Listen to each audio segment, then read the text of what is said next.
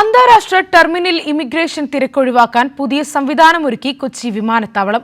20 സെക്കൻഡിനുള്ളിൽ ഇമിഗ്രേഷൻ നടപടികൾ പൂർത്തിയാക്കാനാകും എന്നതാണ് പുതിയ സംവിധാനത്തിന്റെ പ്രത്യേകത.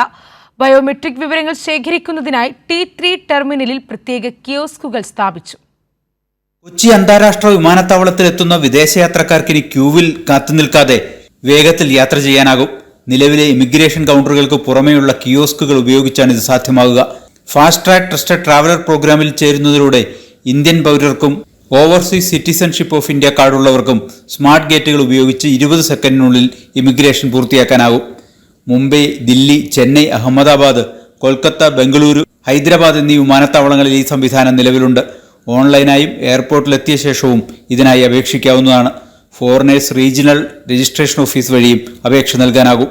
അപേക്ഷ നൽകിക്കഴിഞ്ഞാൽ വിരലടയാളവും മുഖം സ്കാൻ ചെയ്യുന്ന ഉൾപ്പെടെയുള്ള ബയോമെട്രിക് വിവരങ്ങളും നൽകണം.